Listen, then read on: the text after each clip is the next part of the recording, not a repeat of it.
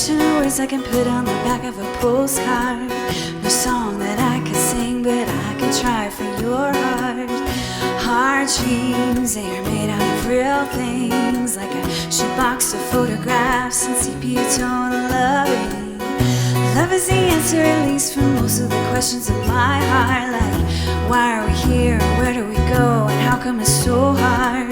It's not always easy, and sometimes life can be deceiving, but I tell you one thing, it's always better when we're together. It's always better when we're together. Yeah, we'll look at the stars when we're together. Well, it's always better when we're together. Yeah, it's always better when we're together.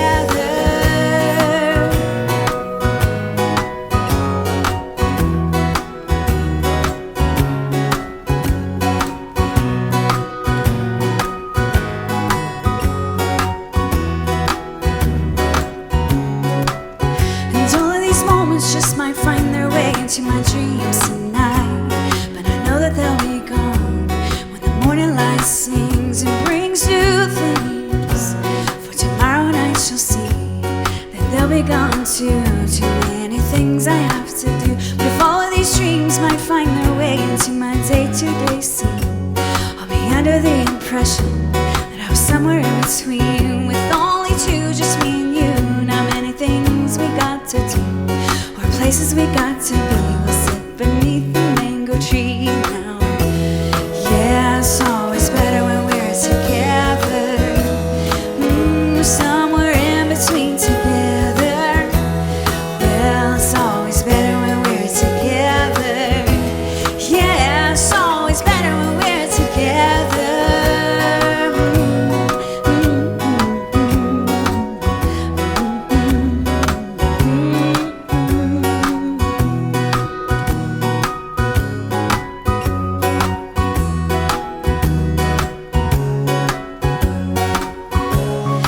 I believe in memories, they look so pretty when I sleep.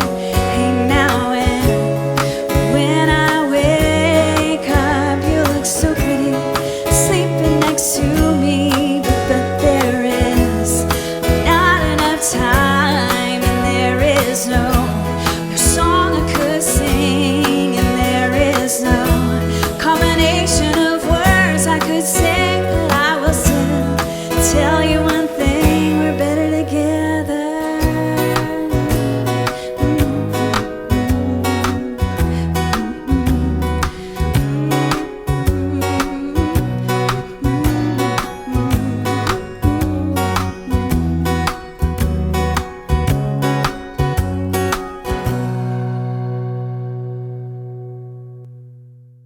Hello, my name is Troy Lewis, and I'm the lead pastor here at Steamboat Christian Center, and I want to welcome you to our online experience. Thanks for joining us today. You know, as you know, Jesus said that the two greatest commandments are that we are called to love God with all of our heart, soul, and strength, and we are to love our neighbor as we love ourselves. We've often wondered here if when Jesus said that, did he mean it literally? Did he mean that we are to literally love the person that lives next door to us, or the person that lives down the street from us, or around the corner? We think so. We think that's true. And so one of my favorite events that we do every year here at the Christian Center is Neighbor Day. This year, on August 30th, Sunday, August 30th, a week before Labor Day, we are going to send our church out into our community, all up and down this valley, to love and serve our neighbors in tangible ways. And so I want to challenge you right now to sign up and join us as we do this movement and share the tangible love of God with our people around us. Go to right now, steamboat.church/Neighbor Day, and let us know that you want to be a part of this. It's going to be a blast. Maybe you know somebody in your neighborhood who could use a little help right now and can maybe get a little leg up and could use some help. Come by. Let us know. Sign up at steamboat.church/Neighbor Day. You know, I know we've all been kind of waiting and hoping and praying that one day we'll be able to kind of come back to church, to be able to go to church, and I get that. But let me tell you something, right here we have an opportunity to go be the church out into our community. And so please sign up. Even if you're not feeling like doing it right now, stop what you're doing and sign up at steamboat.church/neighborday and join us as we go love our community well. All right, well, hey, we are in our second week of our new series that we started called Summer Tweets, life lessons for this season. It's going to be good. Let's go do it. When night is falling, when fear is coming, still you're calling me. When faith is lost, my hope exhausted, you will be my strength. When my mind says I'm not good enough, God, you're enough for me. I've decided I'm not giving up, but you won't give up on me. You won't give up on me. Your love is holding on and it won't let go. I feel it breaking out like an echo. Your love is holding on and it won't let go. I feel it breaking out like an echo in my soul.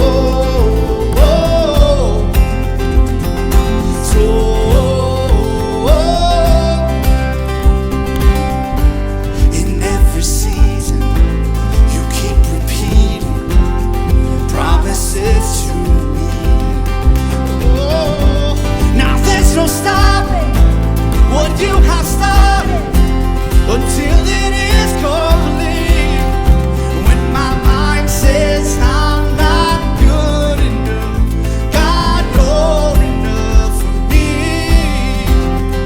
I've decided I'm not giving up, but you won't give up on me. You won't give up on me. Your love is holding on and it won't let go. I feel it breaking out like an echo. Your love is holding on and it won't let go. I feel it breaking out like an echo in my soul.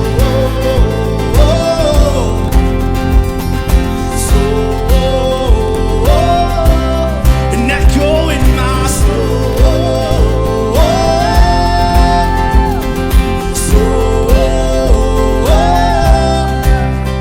When my mind says I'm not good enough, God, you're enough for me. I've decided I'm not giving up, but you won't give up on me. You won't give up on me. Your love is holding on and it won't let go. I feel it breaking out like an echo. Your love is holding on and it won't let go. I feel it breaking out like an echo in my soul.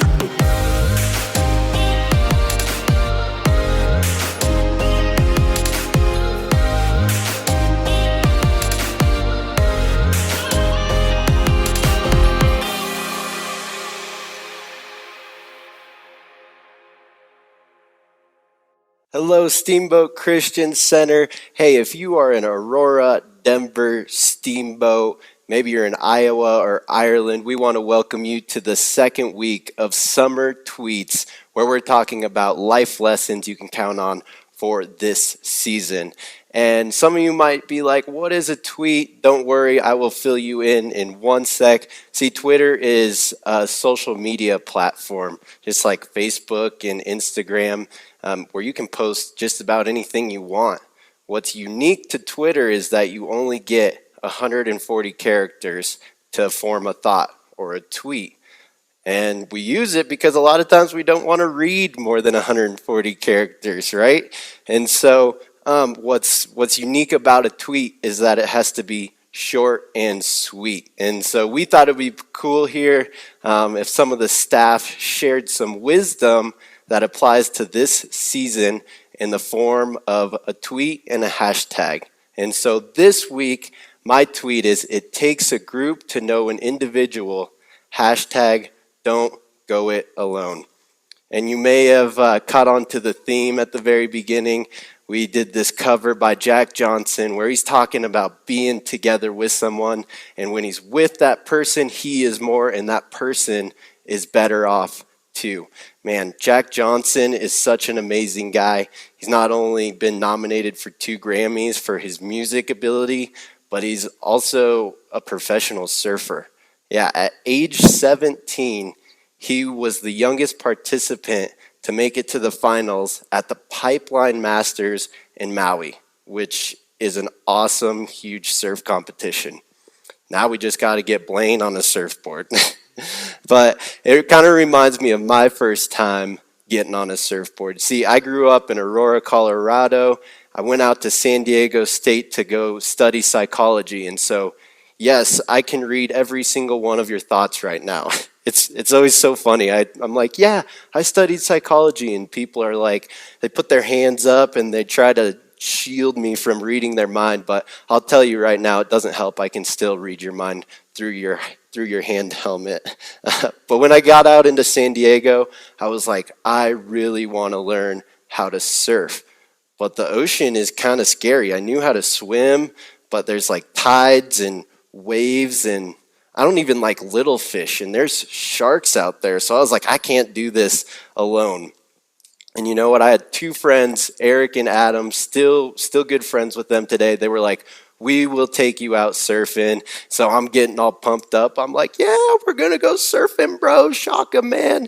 And so I get over to Adam's house, and he throws me a wetsuit. He's like, go put this on. I'm like, all right. Go in the bathroom, put it on. I come out, zip it up, and they start laughing at me. I'm like, we haven't even got to the beach yet. How are you already laughing?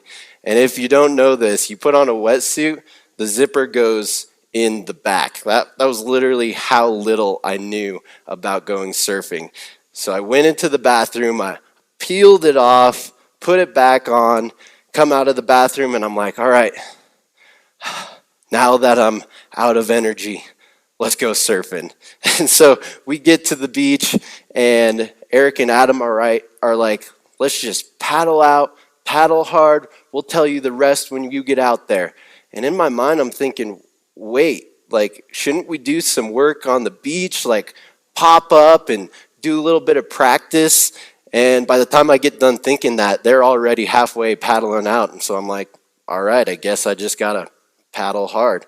And so I paddle hard, and I paddle hard, and I paddle hard until I literally can't paddle hard anymore. And I'm like, I got to take a break. And so I'll get off the board, I'll catch my breath, I'll just float here. So I get off to the side, realize that I'm in knee-deep water. And there's nothing more disappointing than being that exhausted, realizing you're basically in a bathtub. I'm looking back at the beach and I'm like, this might be my day. I'm going to call it right here. But luckily, there was a guy that had apparently been watching me struggle this whole time. And he's like, hey, man, come this way. Like, we'll channel out. And I'm like, cool, bro. I don't know what that is, but it sounds good. And so what I learned was a channel, because all that water is coming in from the waves, it's got to go back out. Since water is lazy and it finds the path of least resistance always, it goes to deeper water. You can see this if you look at any river it's like winding back and forth. When a river sees a hill, it's like, nope, I'm not going that way. And that's how water behaves in the ocean too. So when this water finds a deeper spot where it's lazy, it creates basically this moving sidewalk. Like when you're in the airport and you're just going, you feel like a superhuman. That's what a channel is. And so I channeled out, cool now, and got out beyond the waves. And I'm like, all right, here we go. I'm ready to surf. Except I look to the left of me and the right of me, and there's waves crashing everywhere except for where I am. And I'm like, I don't get this. What's going on? I had a lot of learning to do this day. So I learned that I was in the channel. I was not in the impact zone. I learned that when these waves come in from deep waters, they hit a sandbar and it pushes them up, and then they get heavy and then they crash on themselves, making it a surfable wave. It's called the impact zone. And so once I learned that, I was like, all right, now I'm ready to surf. So I see this wave coming. I'm like, paddle hard. And so I paddled hard, and it did not get much better. I went over the falls, is what they call it, into the laundry machine because I was just tumbling. And I was like, feel like I'm going to die. So I get up. I find my board, see another wave's coming, realize that I got thrown right next to the jetty, which is a bunch of rocks. And I was like, I better get on these rocks before this other wave comes. And so I climb up on these rocks and I walk back to the beach. It is so embarrassing. I hope people from San Diego aren't watching it because they're probably like, how's that guy from like 8 years ago who walked back on the jetty? And since we're in a ski town, I'm going to put it in that context for you. This is how embarrassing it was. Check this video out. Woo!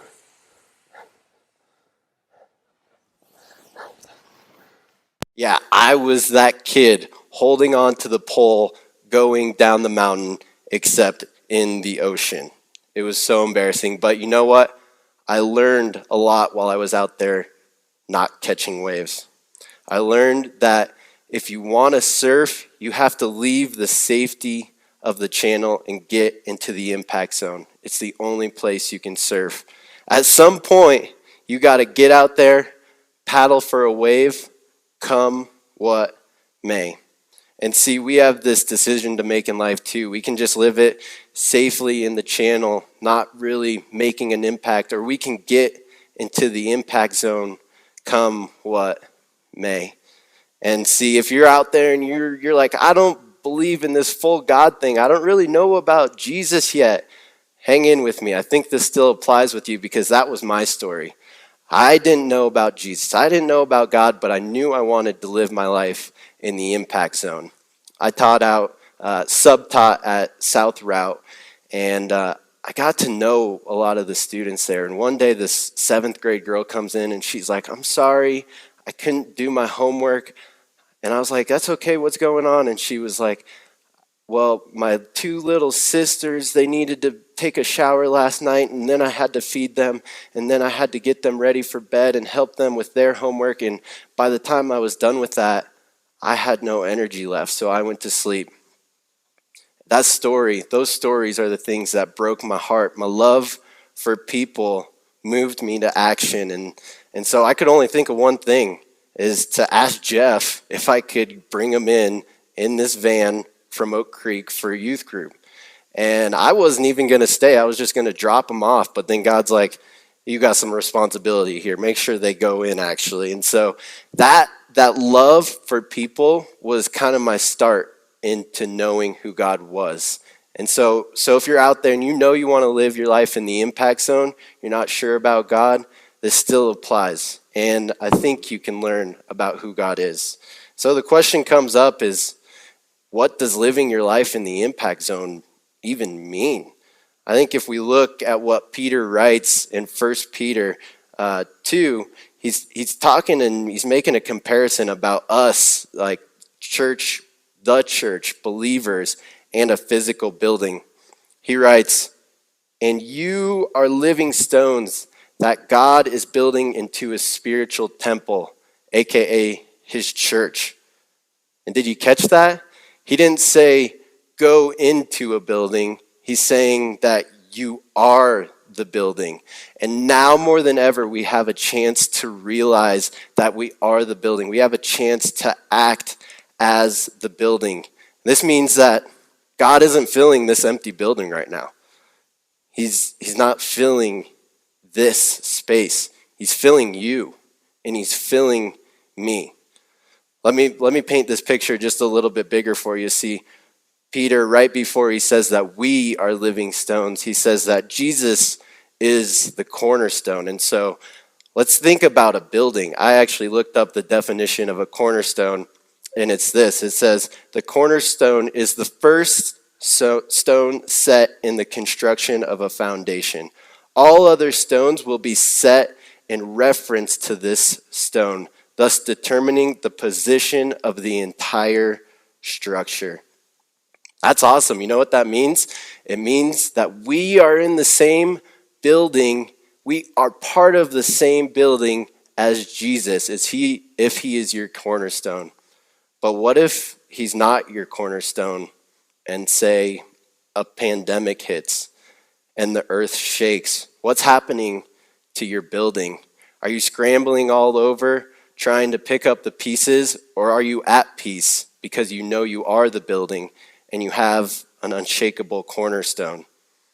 See, this analogy of being living stones, one stacked upon another, does not imply the idea of watching church once a week or once a month. It does not imply the casual coming in and going out and being unnoticed.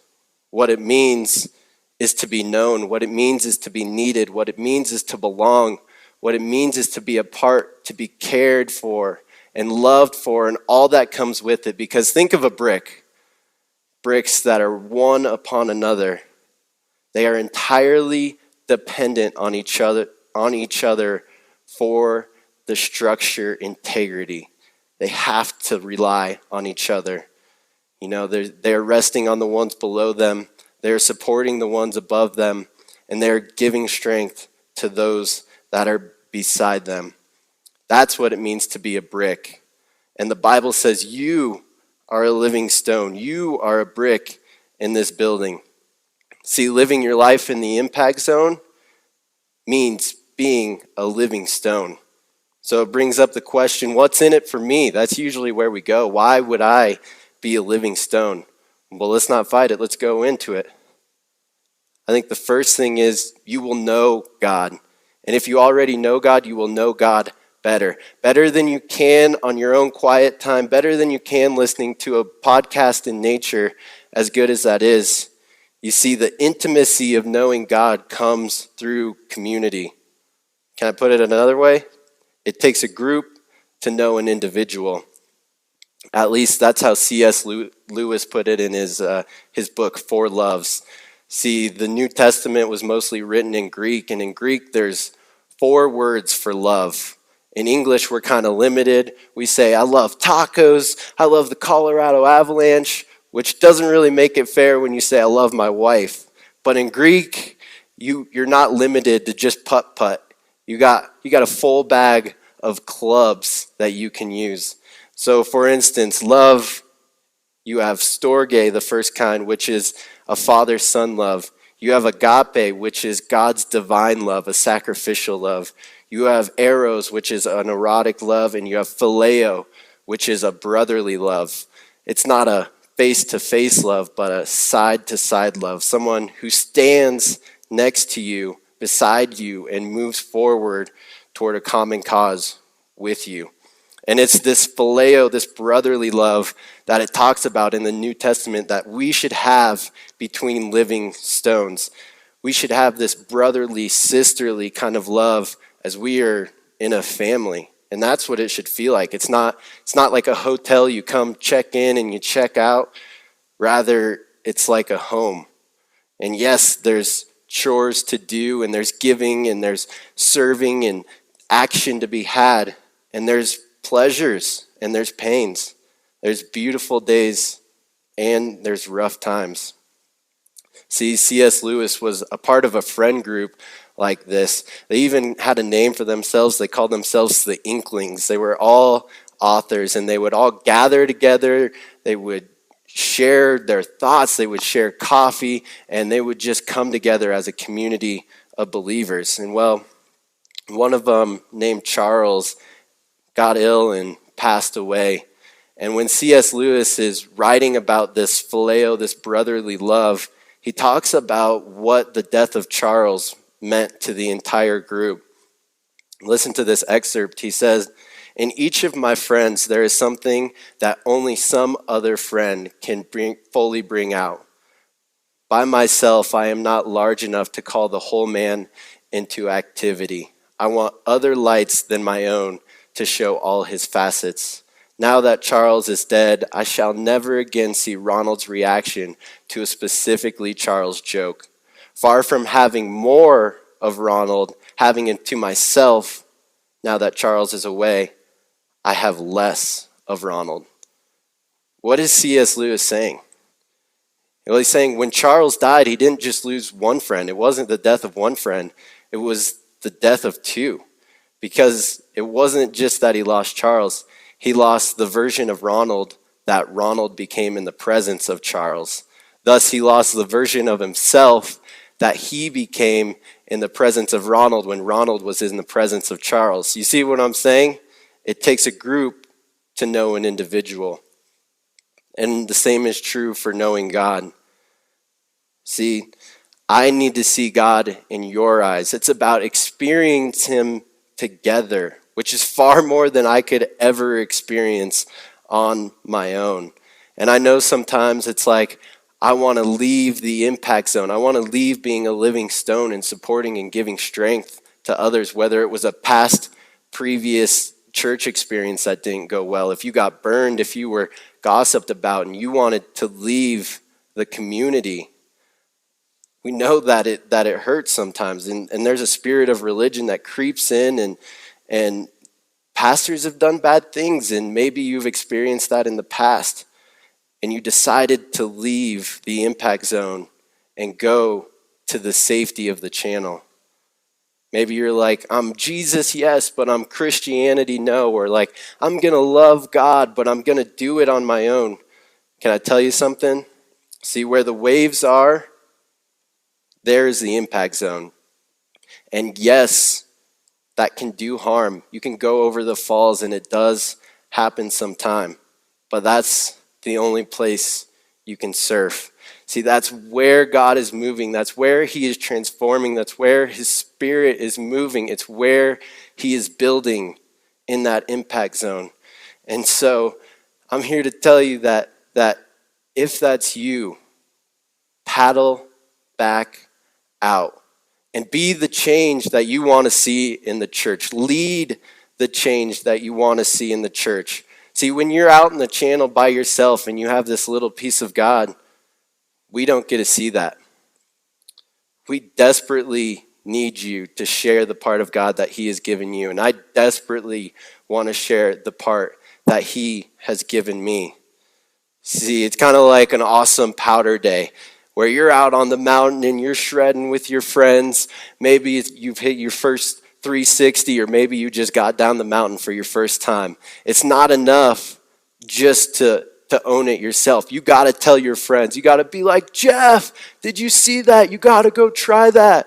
Or maybe it's like a restaurant for you. You go and you try out this new restaurant and you had an amazing time. It's not enough to just consume it. You got to be like, hey, go to this restaurant. Make sure you sit at the top on the roof. Make sure you face west so you see the sunset. Order the fajitas. You got to tell someone about it. And that's how it is with God. When we see the awesomeness of God, we have to share. It's not enough just to consume. We have to share that with people. And through that, we can know God better. Or in another way, it takes a group of us to know God. All right, and so now once we know God, now what? Hebrews 10:24 says, let us think of ways to motivate one another to acts of love and good works, to action, see? And let us not neglect our meeting together. You're like, wait, we can't meet together. Yeah, we can. We still have our houses. We have watch parties. We have ways that you can still see your friends and engage in that community. He says, and let us not neglect meeting together as some people do. He's like calling someone out here. He's like, Jimmy, where have you been? I haven't seen you for a while. He's like, okay, he takes a breath. He's like, but let us encourage one another, especially now that the day of his return is drawing near. See, now that we know God, it's not just enough to consume it. We got to think of ways to act, think of ways to motivate each other to do good works, and let us not neglect meeting together. Host a watch party, have a watch party. And you know what? That's basically the essence of my message right there. We could stop, because once we know God and once we can share it, there's a lot there. But I think from living as a living stone, you get more out of it. One of those things that you would get is protection. See, being a living stone and having this phileo brotherly love, it's like a family. In our young adults group, we always say family, and we want to be that. And we ask, what does it actually mean to be family? And we always go back to, well, we have the closeness to where we can call each other out. We can call each other higher, be like, hey, I haven't seen you in a while. Where have you been? Or, hey, I've seen this on your Instagram. You want to talk about it. We have that openness to call each other out. But we also have the openness to laugh together, to cry together, to celebrate, and to be vulnerable. And one of the young adults, Peter, he practiced this, and I want to share this story with you. He right at the beginning of Stay at Home, we were all meeting on Zoom, and he called me before, and he's like, hey man, can I share this story with you? And so he told me that his mom, who lives down south, owns a barn, and there were some people staying in it, a little girl and her father, and man, it was a sad story. The barn caught fire and took a lot of their possessions away. We found out that it was this girl's birthday the next week, and she couldn't have a birthday party. She couldn't even have a place to sleep.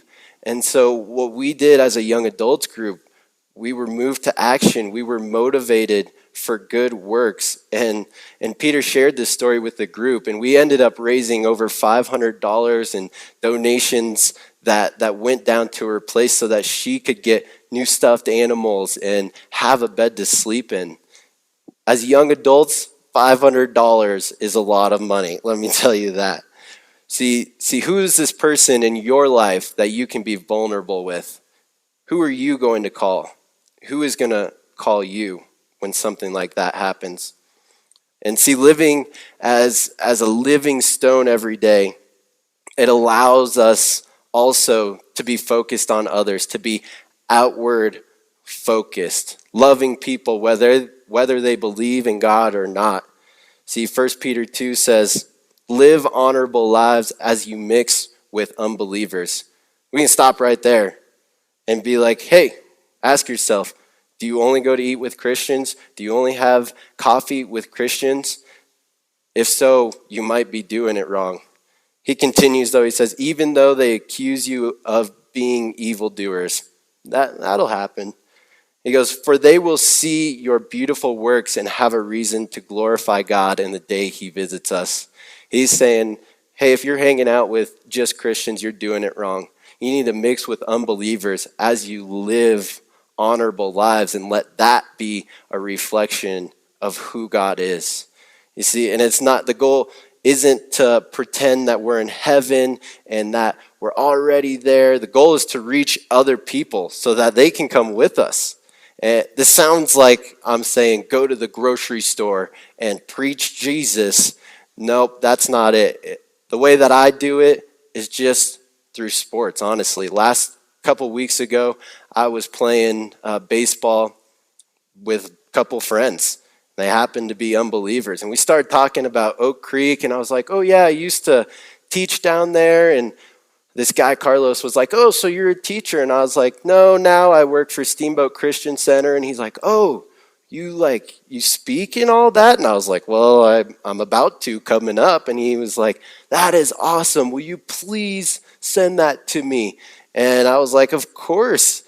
It was crazy. Through our relationship, now he's hearing this message. Shout out to you, Carlos. That's all it means is be in relationship with other people and share what you already know. And the fourth and last thing that I think that is for you about being a living stone is that their transformation happens. And what does that transformation look like? Well, you start living life each day as one of those stones, as one of those bricks. And then one day you realize, whoa, I'm a royal priesthood. I am a chosen generation. I just loved that person even though I didn't want to. I just forgave that person even though I didn't want to. I prayed. I loved God well. When did that even happen? See, that kind of transformation cannot happen in isolation. Another way to put it is you can't become yourself by yourself. It takes all of us in that impact zone. Part of that grinding up, rubbing shoulders is part of the transformation, and it's not always pretty. The Bible puts it as iron sharpening iron, and it looks good on a coffee cup, but when it's actually happening, it's not that pretty. It feels scrapey. There's sparks and just iron hitting iron. It doesn't sound that great. But you know what? The process of that happening, the outcome is pretty. And that's how we're transformed. That's how we become like Jesus. But we need each other to get there. Brene Brown wrote this book called Braving the Wilderness. And she talks about a neuroscientist who dedicated his life to knowing and understanding loneliness and belonging and connection. And she said that he makes the argument that we don't derive strength from our rugged individualism, but rather our collective ability to plan, communicate, and work together. Or let's say motivate each other for good works and share what God is doing in our lives. He goes on and he explained it that like our neural, hormonal, and genetic makeup support interdependence, not independence. We're wired this way. This is a direct quote from him. He says, to grow to adulthood as a social species, including humans, we're social species, is not to become autonomous. It's to become one on whom others can depend. Other people can depend on you. He's saying that's maturing and growing up. He says, whether we know it or not, our brain and biology have been shaped to favor this outcome. Let me put it this way. You can't become yourself by yourself. And you know, one of the definitions of home is a place where something can flourish. And through this brotherly love, this sisterly love that we have being living stones, the church should feel like home.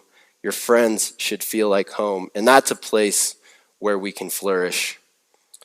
I want to end with this story of an awesome surfer named Eddie Aikau. He was the first lifeguard at Waimea Bay, the North Shore in Hawaii. And let me just show you this wave. We'll bring it up. This is a giant wave. It's probably 30 feet tall, and they measured that from the back. So the front of it can get up to 60 feet tall. And Eddie Aikau was the first lifeguard to go out in a Waimea Bay. And they have this invitational every year named after Eddie Aikau. But you know what? Year after year, people break their backs and they break their necks and they end up dying right here. You see, that kind of wave was the wave that Eddie Aikau would paddle out and save people. He did it over 500 times in his life. He saved 500 people. And see, he ended up dying. He was going from island to island on this canoeing expedition, and he ended up dying because he got out, went to help people who were taking on water, and they never found his body. But But the spirit and the idea of Eddie Aikau with this sacrificial life he lived was inspired and translated into t-shirts. You can see it in the surfing culture. If you go down to Florida, there's shirts that say Eddie would go. And it's become this idea of like, yeah, drop into that Sicknar wave like Eddie would go. You should go. But it started off as an idea of save someone else, even if it hurts you. Paddle out into that wave, even if it's scary. That is the spirit of Eddie Aikau. If someone is in danger, put yourself in that danger to save them, to go help them. He did it 500 times. And you know what? I love that story because I see Jesus in it. Eddie would go, but Jesus did go. He looked at this world full of pain, full of hurt, full of sin, in the impact zone of death, and he paddled out to save us. And he died so that we could live. And he died so that we can be focused on others who are far from God and bring them in to being this family, being part of the building, being a living stone where we know that Jesus is the cornerstone. Eddie would go. Jesus did go. The question is, will you go? Let me pray. Father, we just thank you for going, for Jesus going, and for providing us, building us up into a family of believers that we can realize through that support, through resting upon and supporting the bricks that are below and beside and above us, that we have the strength to go out. Eddie would go. You went. Father, would you help us go? Amen. Hey gang, wasn't that a great message by Kyle? Thanks for joining us, but before you go, I have an action step for you.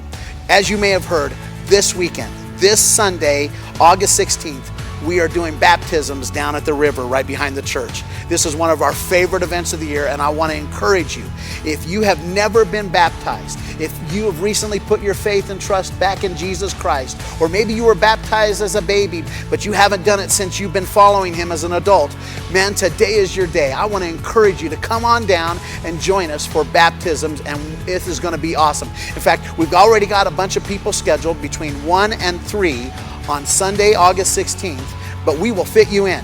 We would love to do this. We want to meet the new you. So come on down. We'll meet you there. Here's my number. Call me and let me know. 970-819-1779, and we will set this up for you. It's going to be an awesome day. God bless you all.